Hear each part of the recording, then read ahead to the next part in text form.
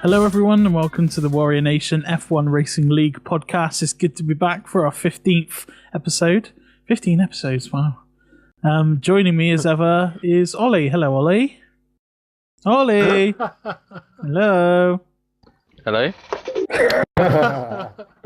Wow. Are you playing World of Tanks again?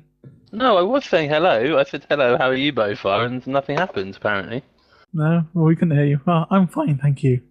Good. It's good to hear your voice, maybe. Next, we have XCrim. Hello, bowfar. How are you? We've already established that I'm good, but thank you for asking. How are you? Great.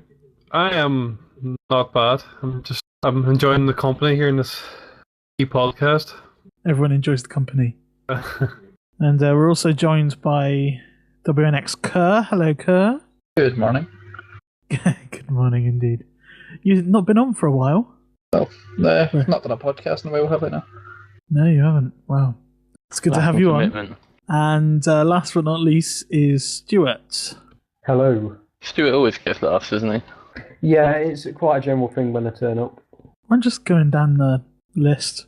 I mean, you put your name on the list as WNX to Stuart, so if anyone else puts their name as WNX, then maybe they go below you, but it's your own fault, really. And here we have bowfar with a roundup of GP1. The 9th round of the Warrior Nations F1 League saw the drivers travel to Silverstone for the British Grand Prix. Over 90% of the drivers could call this their home race and were eager to impress going into the weekend. Qualifying saw similarities but also a few shocks. The session saw rain come, which brought with it an interesting battle to see who would pick the right strategy. Tuppers placed his Sauber on pole position, an expected outcome. But next came the surprise. The remaining place on the front row was taken by bowfar in the Mercedes. Normal service was resumed for the next grid slots as Shiraz 995, Cube 623 and Jay Hygo all finished close behind. When the lights went out, all drivers dispatched turn 1 with ease. Turn 4 though saw an uncharacteristic mistake from Tuppers, which let bowfar through to lead the race. He did so until lap 3 when he took too much curb at the very same corner and the arena watched as a flood of drivers streamed past him. 4 places lost in one corner. Maybe the fairy tale story wasn't to be for bowfar. Another surprise driver in the front runners early on was the Williams of Stewart SSDD. After bofar's driving error, he found himself in P2, a career best, but he was unable to hold off the pace of the chasing cars and found himself in a solid 4th. Unfortunately, a driving error led to him running wide out on the curb at Copse, and a terminal trip into the barrier was his final contribution to the race. Tyre strategy would play a mammoth part in who would take the checkered flag, and none did it better than Fire Samil and Shiraz 995.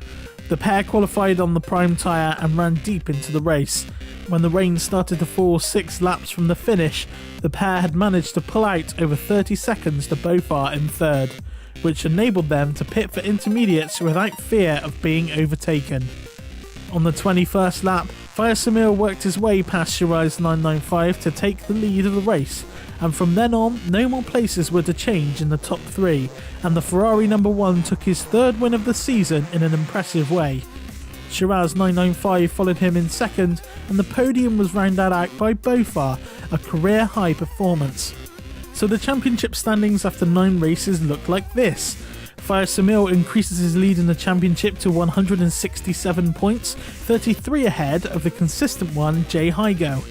Shiraz 995's 5th podium of the season moves into just 3 points behind Jay Hygo on 131. Cube 623 moves ahead of his former teammate Tuppers on 108, whilst yet another poor performance from the reigning champion sees him on 106. Silverstone provided us with yet another exciting race, one full of surprises and top-class driving. Will the Hockenheim Ring in Germany bring the same action to the GP1 in the next round of the Warrior Nations F1 Racing League? Okay, so that was the roundup for GP1. An interesting race by all. involved. Stuart was involved for a while until you had a bit of an altercation. Talk us through your race. I ended up starting pretty well from about 6th, 7th on the grid. Got Josh at turn 1. Then someone lost it at turn 3. Ended up taking them, I think it was Cube. But then about lap 9 or so, ended up putting it into the barrier at the old turn 1 right-hander. Cops. So that was an early race ended, which at that point I was sat in 4th. So I could have had a lot of points on the card, but stuff things up. Yes, I was surprised to see you up so high. But it was a good start. I was quite impressed. Well, both of you was in the lead at one point. Yes, it was. What miracle happened there then? Well, no miracle happened because I didn't stay there. Tuppers made a mistake. So I capitalised, and then I made a mistake, and 5 people capitalised as they soared past me. But I ended up finishing 3rd, which was good. My best ever position. I was very happy. And yet again, Ollie was not there. Commitment. Where's the commitment, Ollie? I have a job to pay bills, and I have to go there sometimes. Sometimes. I'm not a student. I can't just live off the government. Oh, that's harsh. I'll have you know that I have to pay back that loan. Yeah, in 100 years, when you're earning something like 30 grand or more. No, it's like 15 grand. Yeah, but like £2 a month. Well, it depends how much you earn. If you earn more, then they charge you more. So last week we were talking about form. Tuppers had another poor race. Finished down in 7th.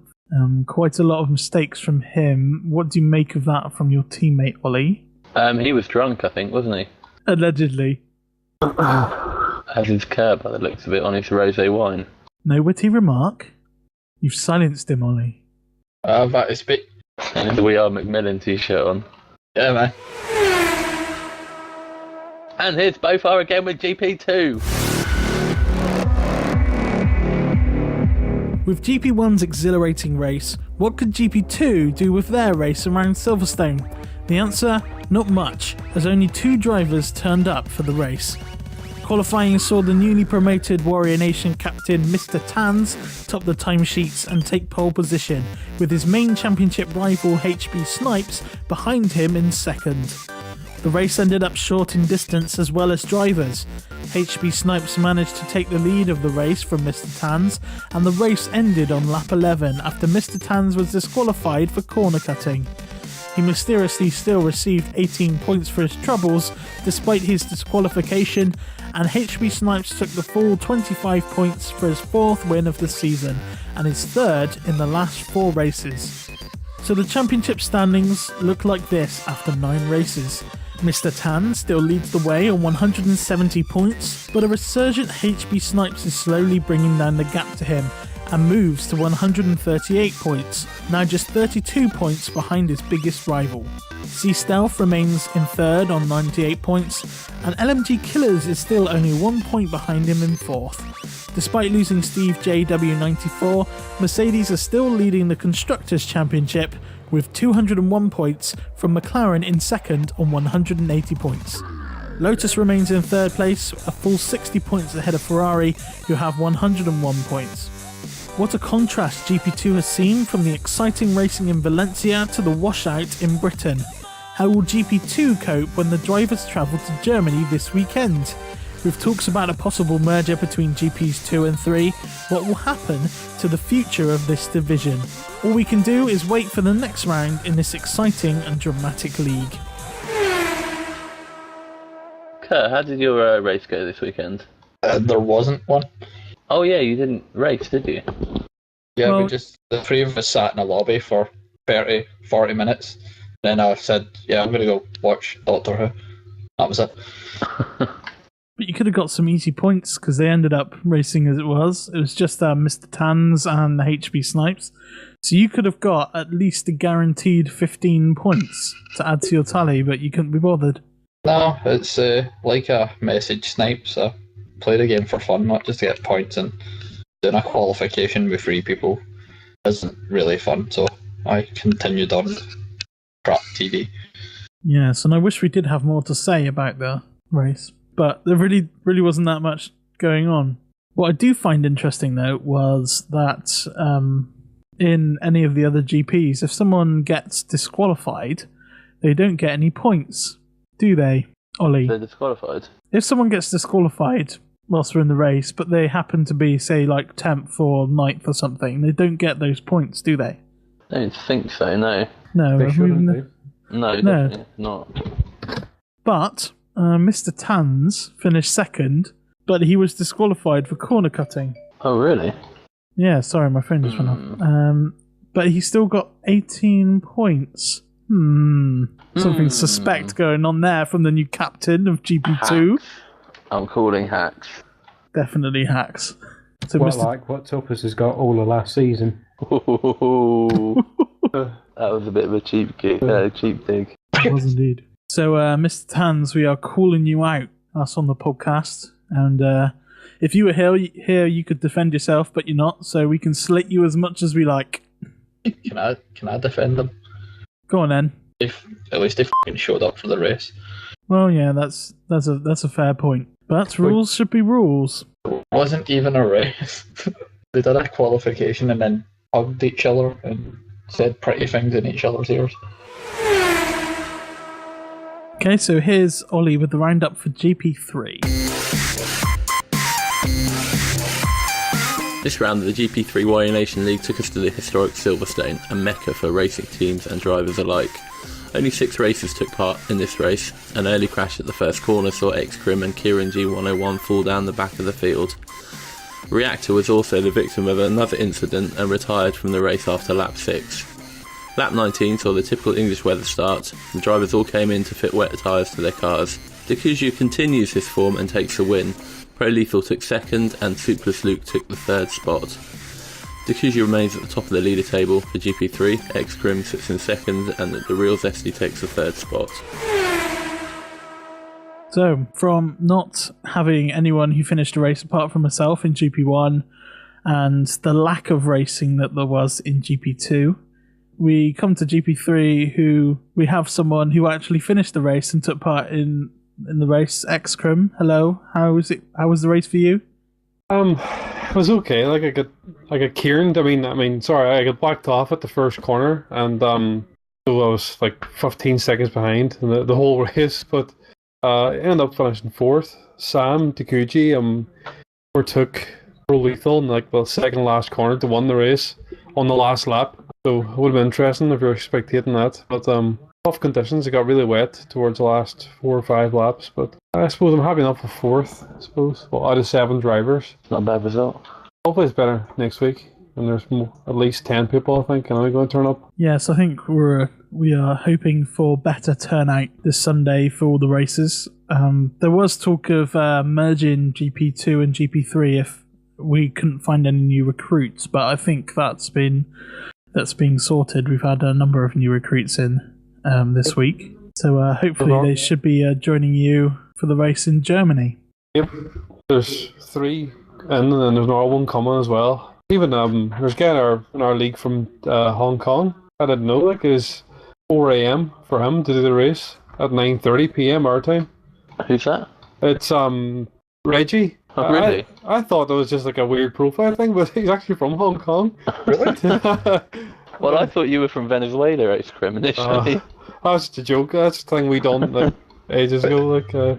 But 4 a.m. he's gonna get up and do the race. So it's dedication that. Andy's turned up for practices as well, for sake. More of that. Well, if you wanted to know what dedication is, that is dedication right there. Definitely. So puts everyone to shame, I think. And this week's Meet the Driver featured XKerr from GP3. The gamer tag is XKerr, and I'm racing in GP3. I'm representing Williams. My first F1 related memory is actually Damon Hill winning the championship in Suzuka '86. I only got into F1, just towards the second half of that season, and I got up in the middle of the night to watch that race. I was only like 15 at the time. That was the first big standout moment for me. Like, my favourite F1 driver of all time is probably Mika Hakkinen.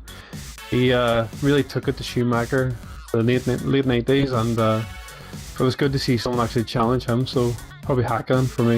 My favourite F1 moment is when when Honda quit and Braun emerged from the ashes, if you will, and then came back and had a dominant car. I enjoyed that stretch when Button was dominant in the Braun because they were basically done and dusted. Who do you think I won the GP3 championship? Probably Kuji. He's got a 100-point record, 4 for 4 race wins. Vesty's like 60 points behind him already, so I'd say strong favourite now at the moment.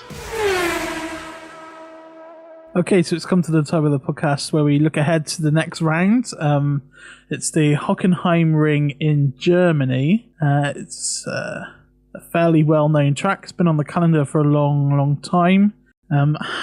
Kerr, you haven't been on for a while on the podcast. How do you think Germany's going to go for you in GP2? I don't know. The result going to really depend on the turnout of actual drivers. Even with about 10 people, I think he'll do pretty well because one of the faster drivers left, Steve, did he not?